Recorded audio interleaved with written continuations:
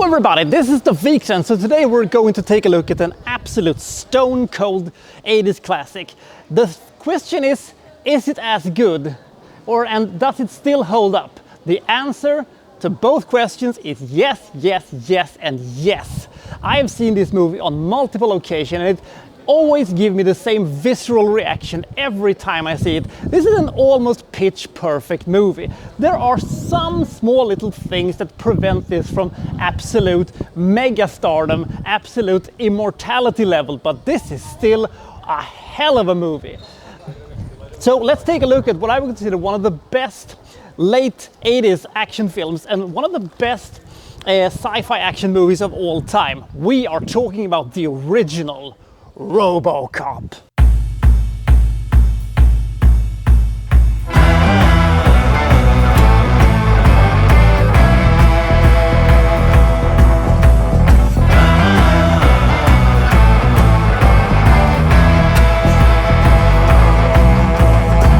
So old Detroit is essentially a crime-ridden cesspool of America, and it has been bought by OCP, Omnium Consumer Products, and they have also bought the police. And within OCP, they have an idea of preventing crimes. And Dick Jones has his idea, the Ed 209. But after a horrible accident. By the way, what kind of numbskull loaded up Ed 209 with actually live rounds in the test run? Seriously, that is so stupid, but it is also absolutely hilarious.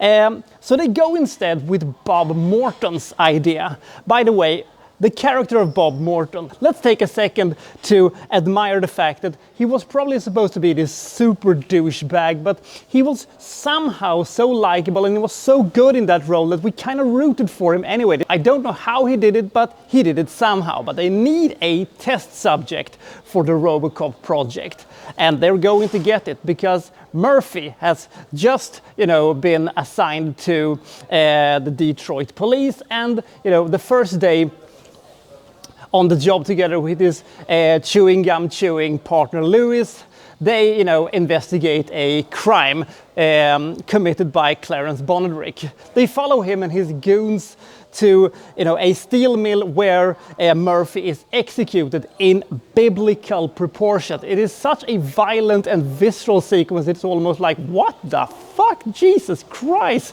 By the way, there is a lot of Jesus allegory in this movie, rebirth and walking on water excluded. So they bring Murphy's body in and they transform it into Robocop, essentially a cyborg cop who will stop at nothing to prevent crime. And he starts to, just do his regular things and, being a little excessive with how much force he uses, the classical thing, he shot that guy in the dick. But after a while, however, he ran into the associates of Clarence, and he starts to remember who he is. He goes essentially from being just a machine to actually becoming a machine with a purpose, because he starts, trying to figure out who he is and his identity, and taking revenge on the goons who killed him. And in the process of doing that, and also in the process of throwing Clarence through several plate glass windows, he also finds out that OCP might not be the cuddliest of companies, and they might harboring some kind of evil dark secrets. What a shocker.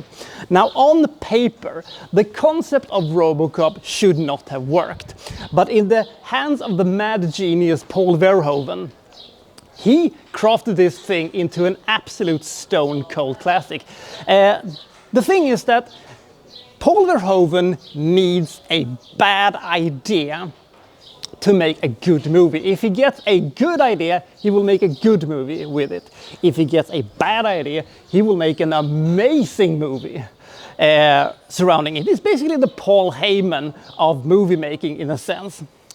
And he gets the perfect blend of satire, action, comedy, thriller, drama. He gets everything just right. And you're just so entertained by this fast-paced, completely lunatic movie with its very, very excessive violence. By the way, this movie that I'm reviewing today is basically the director's cut that I have on DVD that somehow has a little sketchiness when it comes to the picture quality, especially in the extended sequences that the Motion Picture Association of America deemed simply to be too gruesome. And I kind of understand, but it also this defeats the purpose of Robocop, because the idea is that the movie is so violent that it goes so over the top that it becomes ridiculous, and it almost becomes satire of the idea of violence itself. You kind of loses that with the theatrical cut, and I don't know if there is a better version out there somewhere of the director's cut, but if you have the ability to see that, it is better than the theatrical cut, but theatrical cut is still freaking excellent. Now, when it comes to the bits that prevents this movie from becoming absolutely immortal in its status as a movie, I would say the following.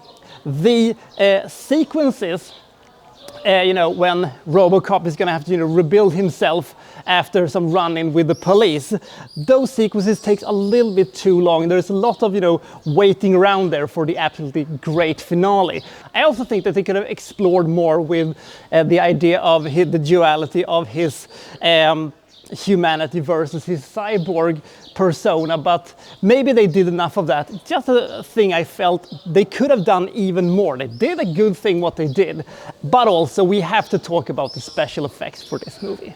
The special effects for these movies are quite woeful, to be honest, even though the bad special effects actually makes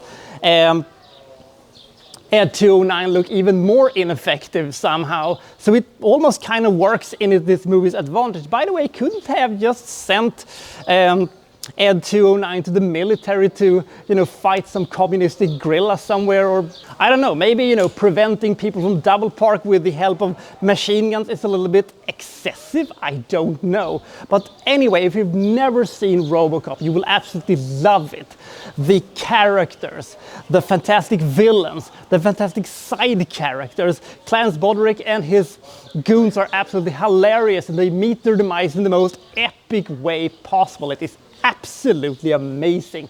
All the OCP guys are absolutely awesome. The old man, Dick Jones, and Bob Morton. And all of those sequences are so great, and we have all of these fantastic small little things where they have, the thing on the news, and I buy the thing for $1, and all these satirical little commercials that they do in between these. It's absolutely great. And if you've never seen Robocop, do see it. Skip the second one, it's not very good. Especially skip the third one, because it is very, very not good, and also a PG-13 movie. If you didn't know that, I've done a review of that. Watch that, that's awesome. Not the movie, my review of it is awesome. This is an excellent action sci-fi movie with great satire, with great characters, fantastic villains. Everything just works, and a fantastic soundtrack on top of the thing, and the end line of the whole thing. Mwah! All the great one-liners in these movies are just so great. This is a fucking awesome movie. If you've never seen it, see it. Robocop gets easily 93 points. Bad special effects, and in some cases a bit wonky structure of the movie, be damned. This is an almost perfect movie. I just wish that we could have done a little bit more with some stuff, and there is this part in the middle of the movie where we're just waiting around for the great finale of the whole thing, but apart from that, everything is almost fucking perfect. So I'll see you next time from Well So and So reviewing, well, such and such. Thank you for watching. Thank you very much.